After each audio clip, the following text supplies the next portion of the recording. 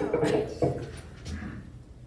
So when I thought about who I am, I have to go back to, in history, to the heritage I was born into. My maiden name was Cradle, Kraybybill, and I know you know a lot of the Cradle Mennonite School here. The Cradles came from Switzerland, and I believe the first settler was Jacob Cradle. And in those days, it was spelled differently. It was Kreibeil, and then it went into the Graybills and the Craybills. But Jacob Cradle actually his first home was where Mount Hope is in Manheim, and he sold that and became over to the Donegal Springs, Donegal Mills plantation. We currently have, my great-great-grandfather was Peter Nisley Cradle, and they came over, the Cradles came over because the Anabaptist program. If you heard of Dr. Donald Cradle, he's one of our relatives. We have reunions every 5 years. We didn't have one in 2020, and I was on the committee for the 2010 and the 2015, which we eventually had at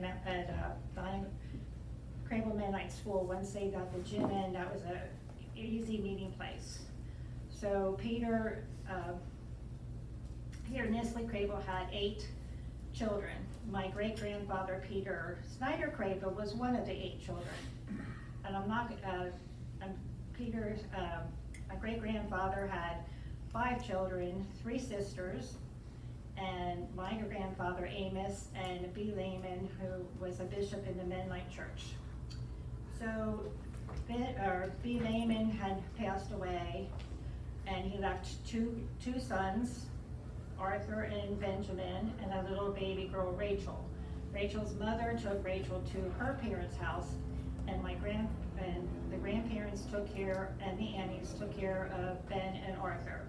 And believe it or not, Ben is still living. He turned 99 on September 1st, and his wife was Miriam Houston, and she turned 98 in August. The 3 aunties is a story to tell. In those days, they believed that the girls got married according to the age. So Aunt Fanny didn't get married, so Aunt Elizabeth and Aunt Emily couldn't get married. So they settled down in one house. On our Cradle reunion, we have a thing called the 17 Stops of Cradle Tour. There are the farms, there are the churches that they were buried at, and places they've been. So one of the boys, I think Tillman had Nisley Vineyard, that old house there. That was one of his farms. My great-grandfather had 2 farms, and then he built a house on Donegal Springs Road where these aunties lived up until they were like 90. They, in 1 bedroom, they rented out the upper part. They were strictly the fender bumper Mennonites. Ben was some of them left the Mennonite Church and went into like Congregational Bible Church or Mount Calvary. My grandfather Amos never joined the Mennonite Church. He took a trip to California, and he did meet my grandmother, who was a Crady.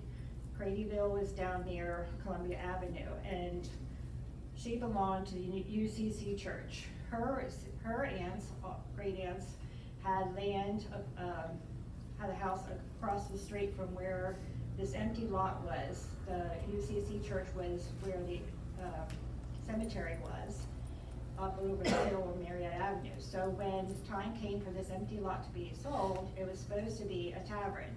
Well, the sisters didn't want any part of that, so they bought the land and then they gave it to the church, where the church is still standing. And once they died, they bequeathed their house to the parsonage. I think that, and then my mother's side was the Mass family. They came over from Switzerland. They were Mennonites too, and they were down the Gap and Christiana, Honeybrook area. Let's see. Now, tidbits of information. This is from my sister, who's a genealogist. We are related on my mother's side to former President Richard Nixon on his mother's side. We are the sixth cousin 3 times removed. That's one of the skeletons in the closet. The second skeleton in the closet was in the Mass family, my mother's father's family. There was a gang called the Clemson Gang. And you heard of Jesse James and his gang. Well, the Clemson Gang were notorious for horse thieving in the Gap area. And so we're related to that. But the good part in this Mass family is my great-grandfather's brother was John Mass, and he invented the Victor mousetrap. And then he drank away, as my mom said, he drank away his wealth. He moved to Virginia. So that's my heritage filled with faith, and I still look back to my religion, my strong faith from being around, particularly Emily and Ben. My parents, my grandfather Amos and his wife Mabel had 4 children, 3 boys and 1 girl. Ed, Elizabeth, Herbert, and Wilbur.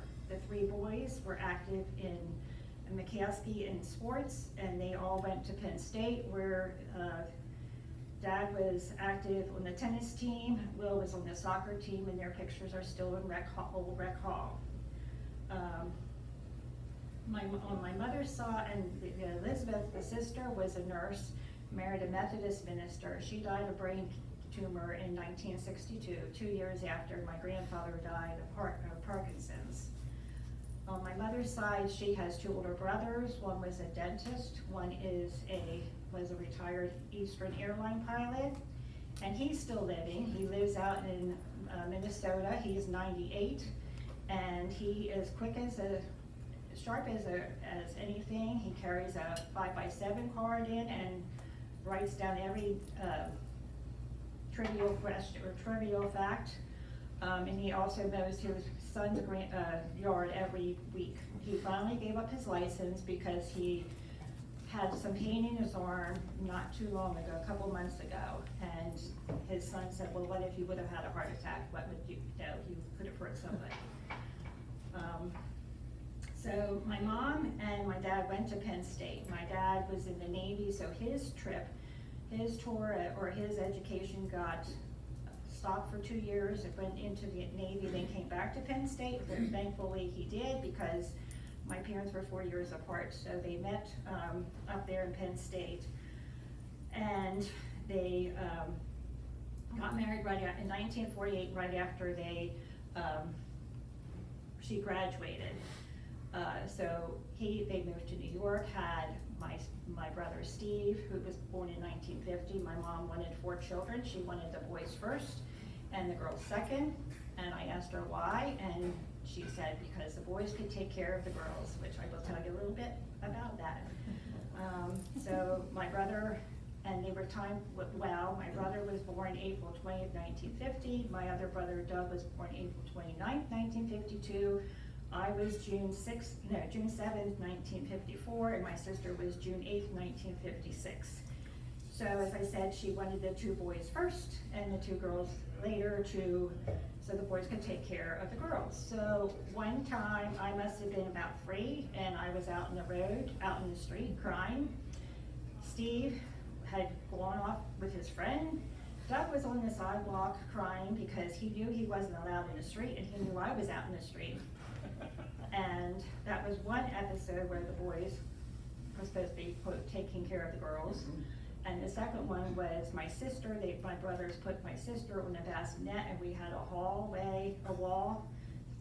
down the middle of our house, so they would take the bassinet on trips around it, and my sister fell off while they were pushing it.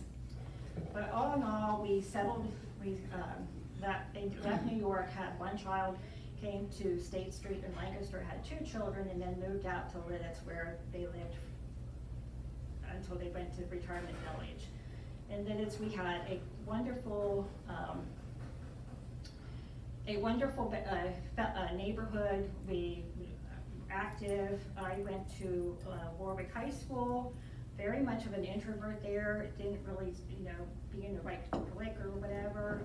I did play in a band in Warwick, having two brothers with football and tennis and others, basketball, became involved in sports and as a sports fan.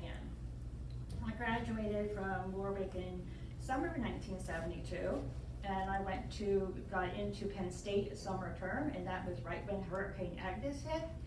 And it was a day late and 8 hours to take us up to State College, where I went into my nursing career, or nursing training. We had, my highlight of the college was going to the Orange Bowl, where Penn State went to beat LSU, and the LSU people were so polite compared to us Penn Staters. But also in college, got involved with Campus Crusade for Christ, and in a sorority, and again had Penn State. At that time, my dad had gotten a new job, I think it was 1973, and this is a job he loved for the rest of his life. He was hired as a fundraiser at Hershey Medical Center to formulate a fund like the Jimmy Fund in Massachusetts. So he met with the Millards in E-Town and developed, read the story and called it the Four Diamonds Fund. As part of promoting this fund, he had to go to different high schools, and he went to high school, State College High School, was telling the students about it, and one of the students father was on the board of the dance marathon at Penn State, and he went home and told his dad, I know where we can donate our money to, and that's how the Four Diamonds Fund started. And it was even up to, I think about 2 years before my dad died. He died in 2012. About 2010, when I said, he had Alzheimer's, and I said they had $9-some million. He had a twinkle in his eye. As far as graduated from school and college in November of 1975, looking for jobs. Okay, everybody, the salaries, and I'm not lying, the salaries for nurses back then was $2.75 at Lebanon Hospital, and the highest hospital in Pennsylvania was Reading, $4.90. So I had gotten a job offered from St. Joe's in Reading, but then St. Joe's in Lancaster called, and I went there for 4.5 years on a med-surg floor. Then I went to Hershey in 1980, where I spent 40 years. At Hershey, I was on the adult surgical floor for 6 years. At that time, in the 80s, we started the transplant program, the kidneys and the heart transplant. Then I got married in 1985, and then two of my patients decided to take turns going down to the ICU in 1986. I said, well, I might as well follow them there. So I transferred to ICU for 18 years. As far as the nursing, I've seen it all. We had pediatric children from preterm all the way up to children having open heart surgery. One of the saddest things was taking a 2-year-old, which was my son's age, take him off the ECMO and carry his body out to the waiting room to the parents so they could hold him one last time, and came back and saw a sneaker of his. But in seeing patients hooked up to all kinds of machines, I feel, there's a person under there. There's a person who has family. Another experience I had was one time we got a trauma patient that was driving 90 miles an hour on drugs, and he coming out of 322 going towards Hershey. Went in and plowed right into a car head on, killed a couple, which were parents of a girl I worked with in the ICU, and nobody wanted to take care of this patient. But I saw his wife and his little child sitting by the door. I said, he's somebody's loved one. So I took care of him. getting kind of flack from the staff, like, how can you take care of him? I said, he is somebody's husband, he's somebody's father, and just hearing him say, help me, help me, help me, and I was like, you killed my friend's parents. I just got a passion for taking care of patients and their families. And after 18 years, I had hurt my back and had back surgery, so I went and became a transplant coordinator for post-kidney patients. We've heard from Scott Little with the recipient, and for the coordinator, it's quite difficult because some of the patients don't want to behave, and you almost have to say, you know, somebody had to die to give you this organ.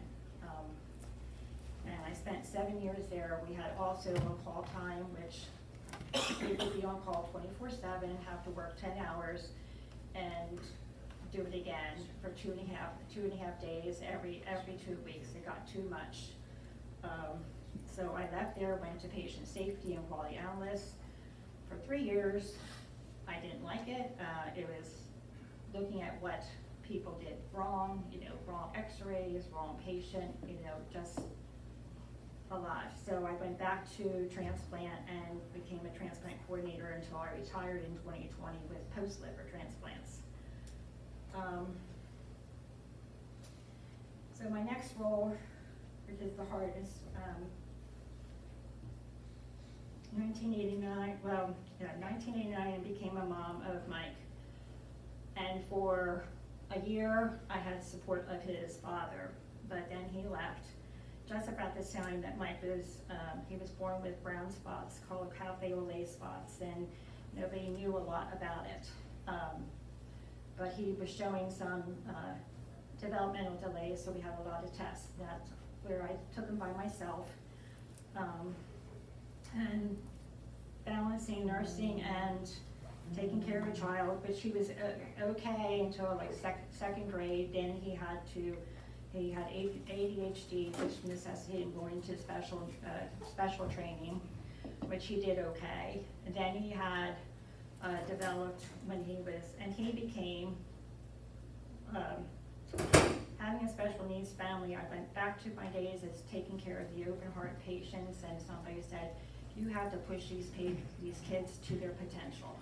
And I kept that in mind. So we got him involved in church. I got him involved in Cub Scouts and Boy Scouts. He got his Eagle Scout, making a memorial up at Mount Calvary for people who he passed away. Then he developed anxiety reactions right after Virginia Tech.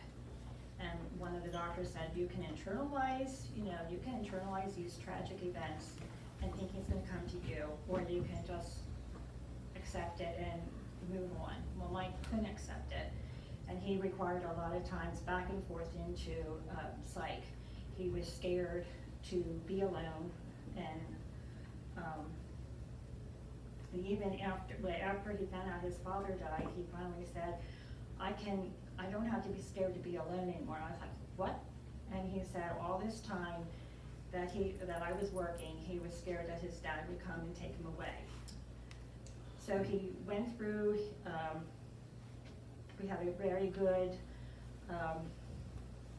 autistic development, Dr. Palaio down in the clinic.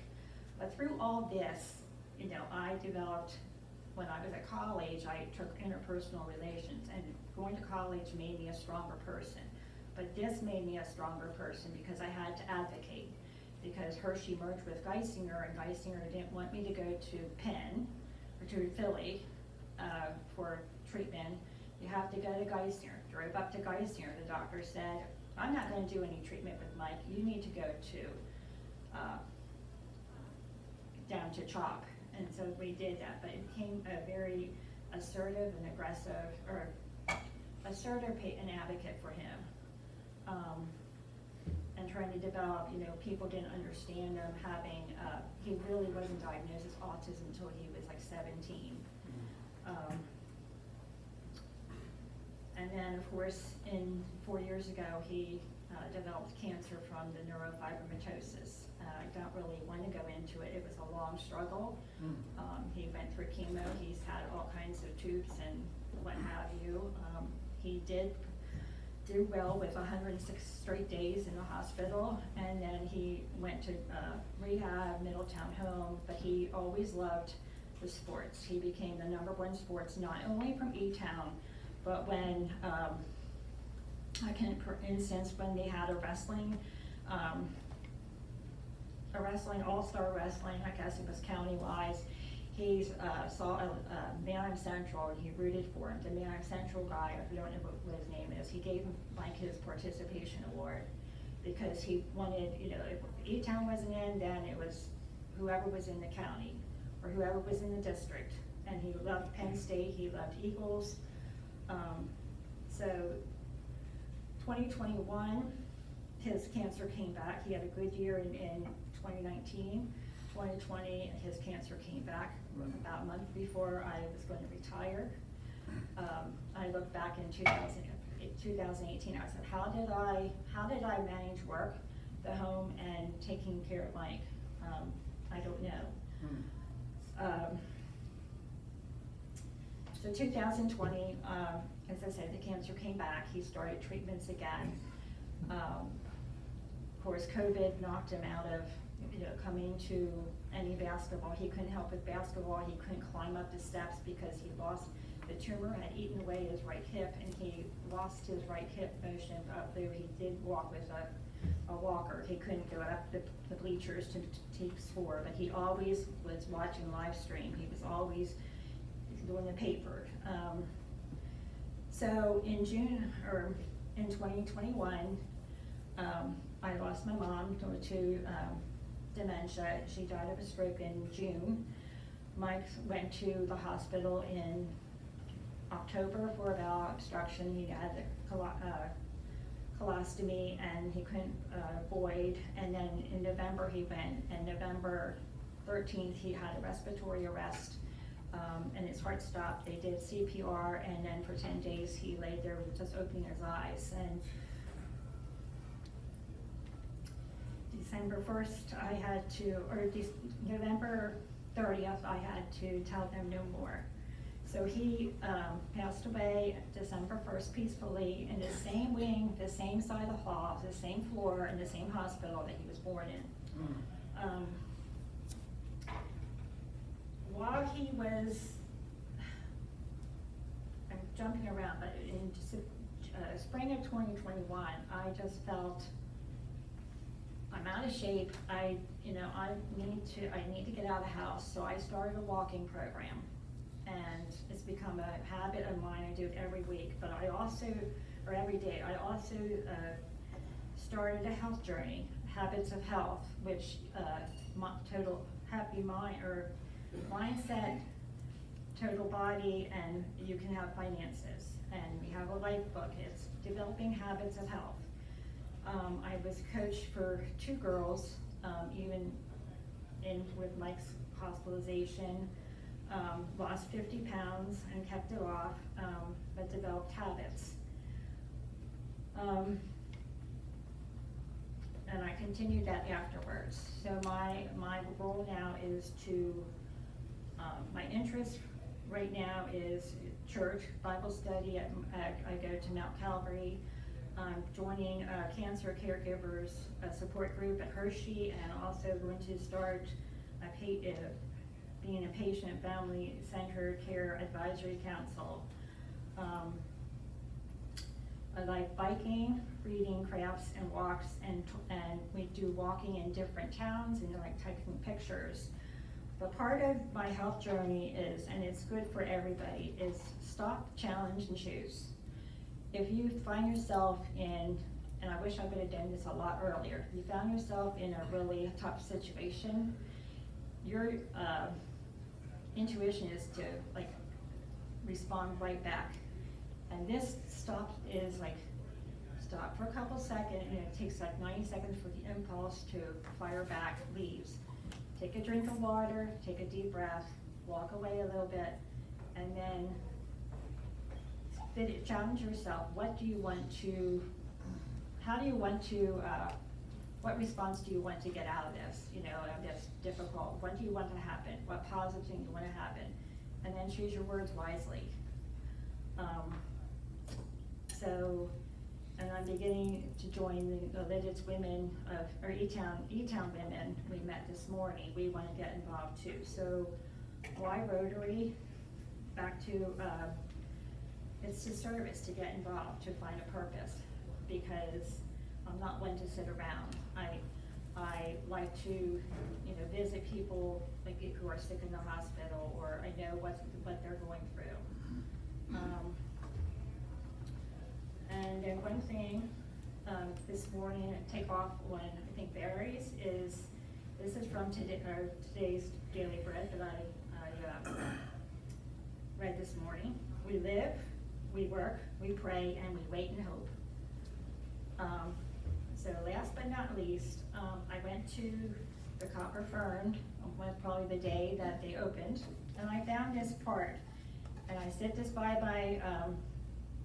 my chair or my sofa in the living room. Invest in yourself, meditate, read, eat healthy, drink water, move your body, rest up, you are worthy.